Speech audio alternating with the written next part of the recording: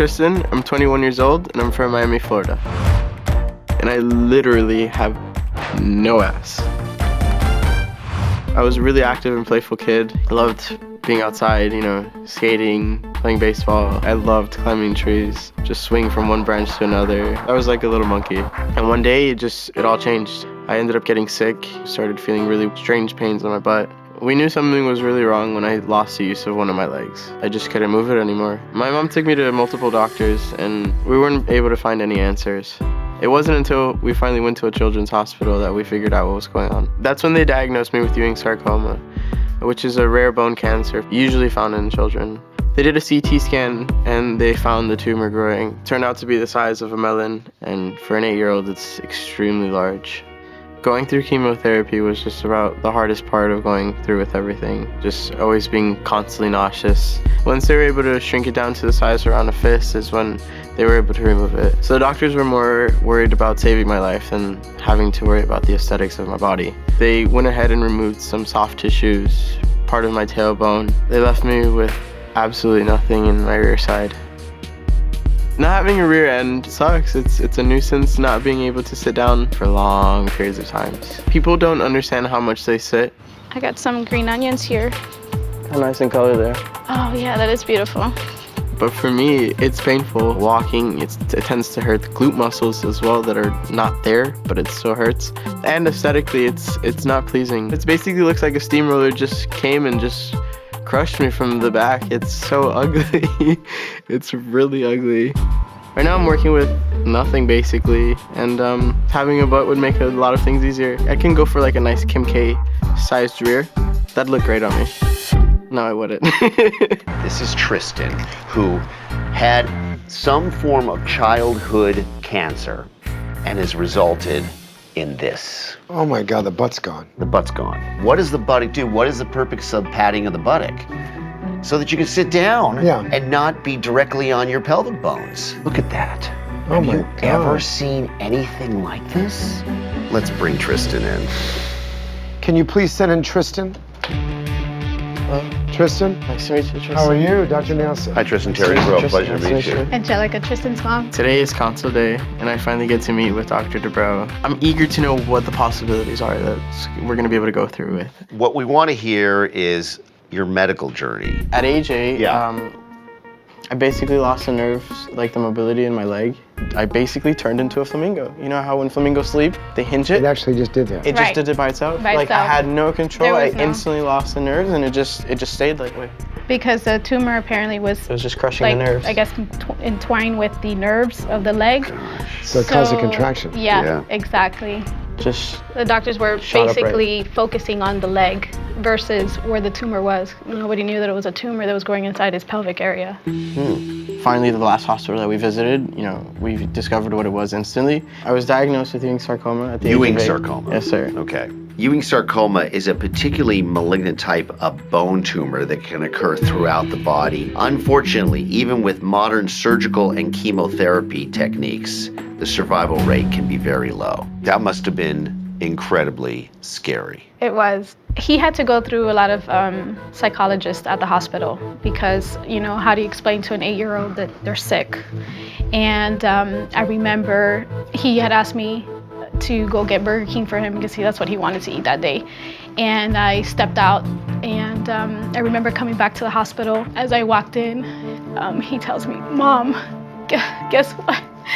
I have cancer, but it's okay because the doctors are gonna give me medicine to fix it." So it's hard. It's difficult to hear that from an 8-year-old child, telling you that. And it was harder for me. I spent my time crying outside, while he slept. But I'm just very happy that he's alive. The patients that we see usually have bad results because, number one, they have made bad decisions, or 2, have had bad doctors. But in this case, it's different. This innocent child had a horrible disease, caused a severe, horrible problem that is exponentially more heartbreaking. I just want to be able to not be a hassle to do things, like normal everyday things. Like what everyday things? Sitting down in school most of the time because that's really all I do, and it gets uncomfortable, and then I'm always like the jittery one. What about romantic involvements? Has it affected that? No, I don't think so. I've asked every single partner I've been with, and they're totally okay with it. So the nerves to that area are fine. No, those nerves, I'm pretty sure they're pretty good. So it hasn't held you back romantically? No, romantically, no. I've done many, many, many buttock procedures for total buttock disasters. Okay, so why don't we go in the exam room and figure out the anatomy? Okay. Does that sound reasonable? Sounds great. Okay. I do want Tristan to have this surgery because he has trouble sitting for long periods of time. So putting maybe a little bit of, cushion back there would help him out, in the long run.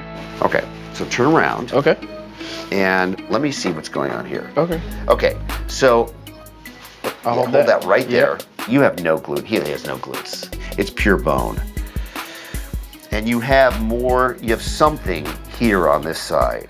Let me tell you what I think your options are, okay? Have a seat. Okay. Okay.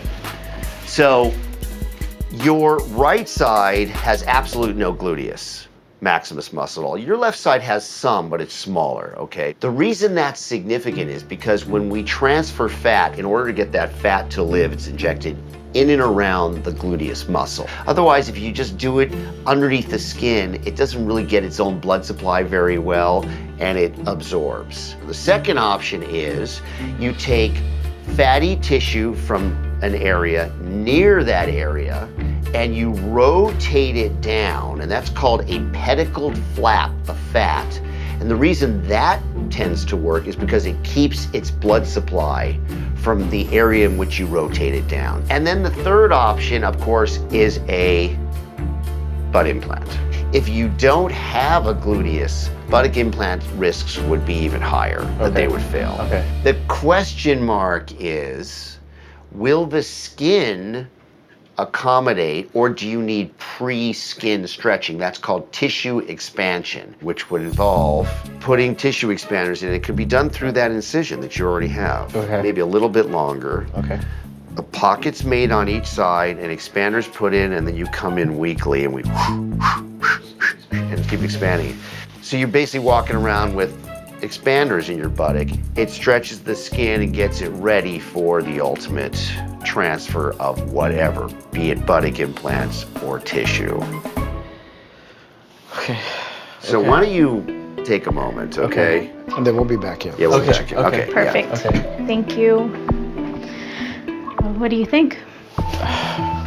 I don't know. I'm feeling just overwhelmed with everything. It's just knowing that I might be doing multiple procedures over and over again just to fill out the expanders, basically go through trial and error. It makes me feel really nervous. I'm 50-50 right now. Ultimately, this is your decision, Tristan.